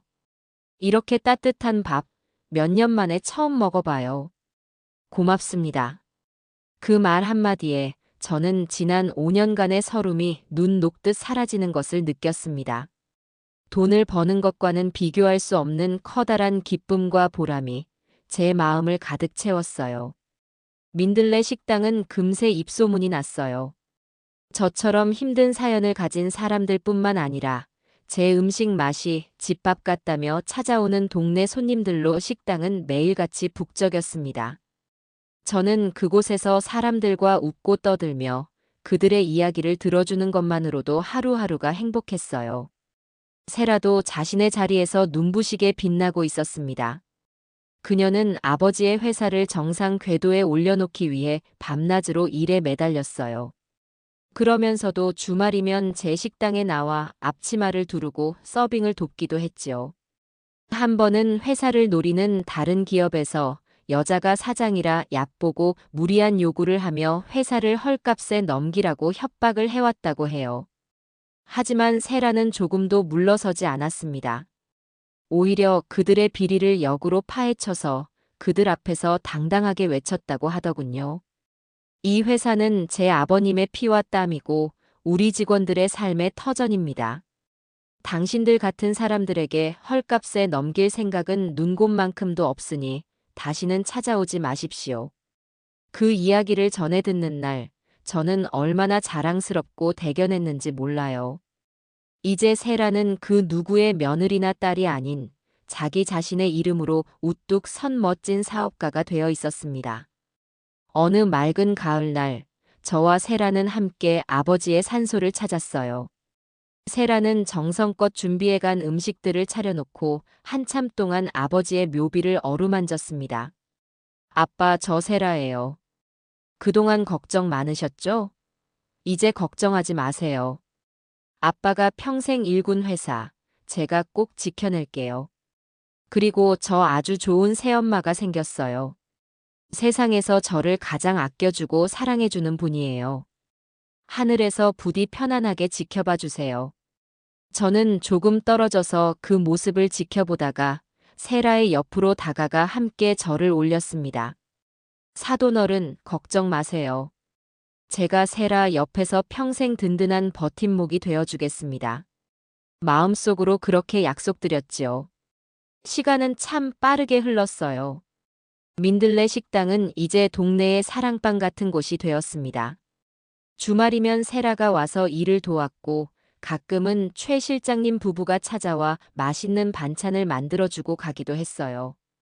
박 영감님은 새로 얻은 집 텃밭에서 직접 키운 거라며 싱싱한 채소들을 한 알음 안고 와서는 말없이 밥만 드시고 가곤 하셨지요. 우리는 그렇게 피는 섞이지 않았지만 세상 그 어떤 가족보다도 끈끈한 새로운 가족이 되어가고 있었습니다. 어느 화창한 봄날이었어요. 식당 영업을 일찍 마치고 저와 세라는 집 앞 작은 마당에 꽃모종을 심기로 했습니다. 겨울 내내 텅 비어있던 삭막한 마당에 새로운 생명을 불어넣어주고 싶었거든요. 우리는 호미로 땅을 파고 봉선화, 채송화, 분꽃 같은 예쁜 꽃들을 정성껏 심었어요. 흙을 만지고 작은 생명들을 심는 일이 얼마나 즐겁고 평화로운지 저는 그날 처음 알았습니다. 흙투성이가 된 손으로 땀을 닦으며 잠시 허리를 펴는데 마당 너머로 지는 저녁 노을이 세상 그렇게 아름다울 수가 없었어요. 문득 지난 세월이 꿈처럼 느껴졌습니다. 차가운 길바닥에서 절망했던 날들, 복수를 다짐하며 도끼를 품었던 날들. 그 모든 것이 이제는 아득한 예실처럼 느껴졌지요. 제 마음속에 가득했던 분노와 원망은 어느새 흙냄새와 꽃향기로 채워져 있었습니다. 세라가 제 옆에 다가와 조용히 어깨를 기댔어요. 어머님, 저 요즘 정말 행복해요. 이렇게 어머님이랑 같이 있으니까 꼭 엄마랑 있는 것 같아요.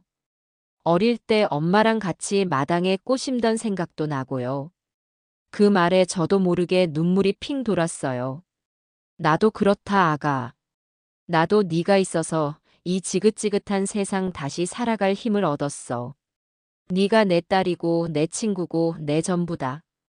상처는 여전히 남아있겠지. 하지만 이젠 아프지는 않아. 그냥 내가 얼마나 힘든 길을 걸어왔는지 보여주는 훈장 같은 거야.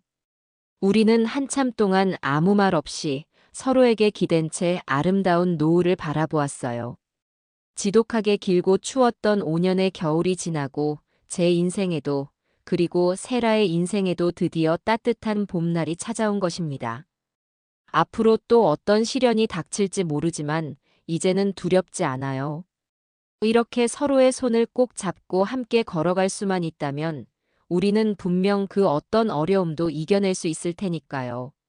마당에 심은 작은 꽃들이 무럭무럭 자라나 예쁜 꽃을 피우듯 우리의 두 번째 인생도 분명 눈부시게 아름다울 것이라 저는 굳게 믿고 있습니다.